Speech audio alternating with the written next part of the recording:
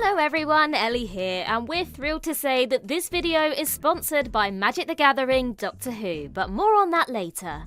It takes true talent, good looks, or clumsy footing to make a lasting impression on Doctor Who as a minor background character. The vast majority are forgotten about as quickly as they appeared, but some have gone on to leave a lasting mark in the Whoniverse Hall of Fame, or even the entertainment industry as a whole. I'm Ellie with Who Culture here with 10 Doctor Who background actors who got themselves noticed. Number 10, Naomi Aki. Naomi Aki is a Doctor Who actor so deeply embedded in the background that you'd be forgiven for forgetting she appeared in the show. She played the girlfriend of Rigsy and the mother of his child in a brief phone call in Face the Raven, and also appeared in a deleted scene from that same episode. Set after Clara's heart-wrenching death, the scene shows her comforting a distraught Rigsy for whom the Impossible Girl sacrificed her life. Despite her only on-screen appearance being excised from the finished edit, Naomi Aki has gone on to great things. She recently received acclaim for her performance as Whitney Houston in I Wanna Dance with Somebody, and also played Lando Calrissian's potential daughter in Star Wars The Rise of Skywalker. And she'll also soon be seen opposite Robert Pattinson in Oscar winner Bong Joon-ho's Mickey 17. Doctor Who's loss is very much Hollywood's gain. Number 9, the Skipping Sarin. Okay, sure, it's hard to be caked underneath heavy layers of prosthetics, but spare a thought for those minor Doctor Who actors who don't even get that luxury. Actors like the poor sod who had to put on a Sontaran helmet and blindly chase Tom Baker around a Victorian swimming pool. The Invasion of Time has one of classic Doctor Who's greatest cliffhangers, as the Fourth Doctor defeats the tinfoil Vardens only to realise that he's left the door wide open for the Sontarans to invade Gallifrey. Sadly, it's all downhill from there, as the story quickly descends into a Scooby-Doo chase through the TARDIS, which looks suspiciously like an old Victorian hospital. There is a standout moment, however, when one of the Sontarans chases the Doctor, crashes through a sun lounger and stumbles over a step, only for Tom Baker to lob another sun lounger at him, sending him clattering dangerously close to the edge of the pool. As one of Doctor Who's most infamous bloopers that was kept in the final edit, it never fails to raise a big laugh, and has given this particular Sontaran his own special place in the show's history. Number 8, Margaret JN. Margaret JN first appeared as the no-nonsense Megan Jones in Fury from the Deep, sent to investigate the strange goings-on at the refinery. 38 years later, she returned to the world of Doctor Who in the minor but memorable role of faceless Grandma Connolly in The Idiot's Lantern. JN had a long and varied career across the decades, having appeared in the likes of Game of Thrones and Run Fat Boy Run before her death in 2011. And while she's probably best known for playing the foul-mouthed Doris in Gavin and Stacey, it's her minor role as Grandma Connolly that could be her lasting legacy. Well, I beg to differ actually, because as soon as I just saw the photo of her, do you know what came to my mind? Where's the salad? Where's the salad? There's your salad, now leave me alone. Her face is barely seen in the episode on account of it being sucked into the telly by the wire. However, the most remarkable thing about faceless Grandma Connolly is that she actually got her own action figure, complete with swappable heads. I think I actually owned that at one point. Not every background actor gets their own action figure, so it's pretty remarkable, if unconventional, as a tribute to Margaret JN's amazing career. Number 7, Graham Cole. Graham Cole played all manner of Doctor Who monsters in the early 1980s. He played a Marshman in Full Circle, the Melkor in The Keeper of Traken, and a Cyberman in The Five Doctors. He has blink and you'll miss it appearances out of costume too. However, it was in another iconic British series that Cole would ultimately make a name for himself when he was cast as PC Tony Stamp in The Bill. The character was one of the longest serving cast members in the beloved police soap, which ran for over 2,000 episodes between 1983 and 2010. These impressive credits have allowed Cole to brush shoulders with royalty and to establish himself as an iconic figure in his own right. Not bad for a guy who started out beneath layers of prosthetics as Chief Marshman opposite Tom Baker, eh? As we mentioned earlier, this video is brought to you in partnership with Magic the Gathering Doctor Who. Every Doctor, any dimension. There are 4 new Doctor Who themed commander decks that are available right now, and each deck is focused around a different era of the greatest show in all of time and space. There's the Timey-Wimey deck, which allows you to enjoy some fish fingers and custard with the 9th, 10th and 11th Doctors. The Blast from the Past deck, which is focused on the first 8 Doctors and their companions. The Paradox Power deck, which is all about the the 12th and 13th Doctors, and the Masters of Evil deck, which allows you to unleash your inner master as you take on the role of all of the Doctor's greatest foes. Now, my favourite deck is the Paradox Power deck, and it won't surprise any of you to learn that that's the one with River Song in it. For some exclusive gameplay, make sure that you check out our recent video where we teamed up with a bunch of other Whovians to take down that pesky master. And head to the link in the description to purchase the complete set now.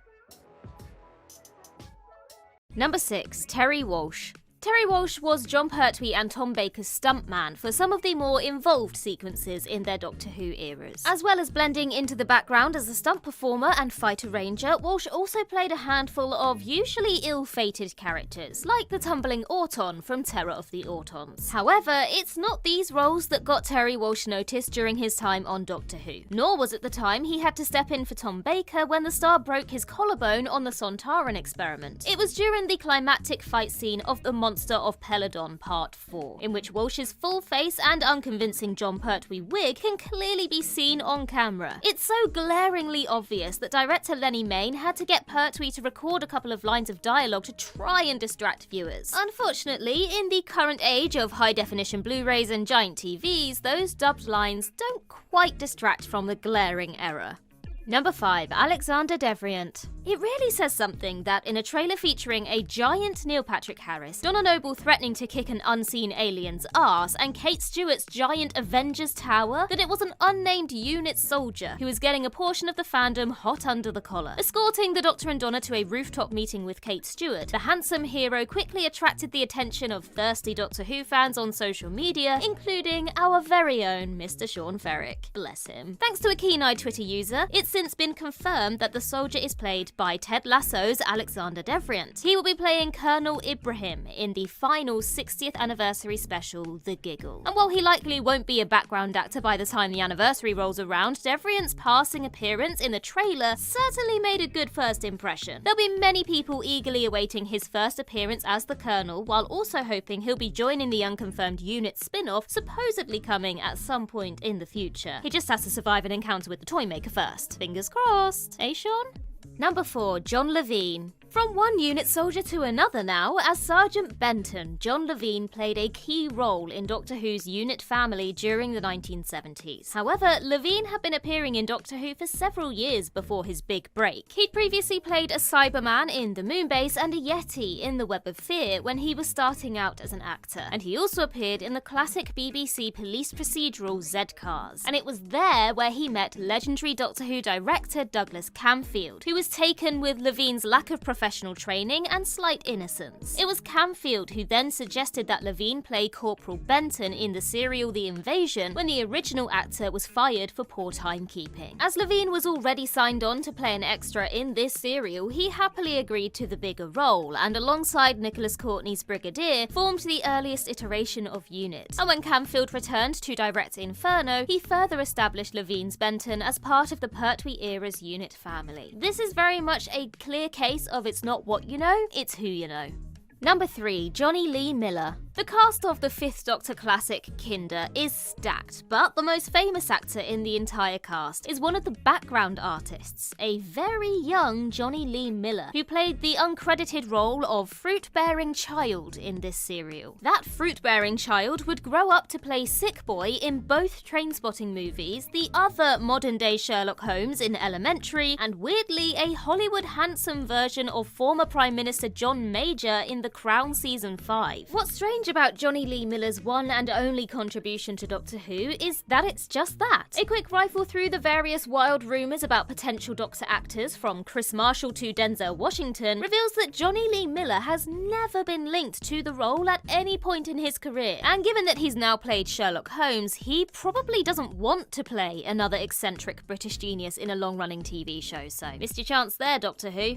Number 2. Josh Dallas. Everyone has to start somewhere, right? Even Prince Charming. American actor Josh Dallas was working in the UK at the start of his career and had a very small role in the hugely important Doctor Who episode that introduced River Song, the best character. He's since gone on to high-profile roles in Manifest and Once Upon a Time, but he started out as a literal face on a slab. But hey, if it's good enough for Shirley Henderson, Dallas played Node 2 in Silence in the Library. You know, one of those computer interfaces with a literal human face attached to it. In a deliciously dark Stephen Moffat twist, it transpired that these nodes were fitted with the faces of those that had donated them after death. This set up one of Moffat's greatest cliffhangers, as Donna Noble is later saved to one of the nodes. It's a tiny but vital role and will likely be a footnote in Dallas's CV. That said, he must get a tiny thrill whenever he's approached at conventions to sign a photo of Node 2 instead of his iconic roles in things such as Once Upon a Time or Manifest, or even Thor for that matter.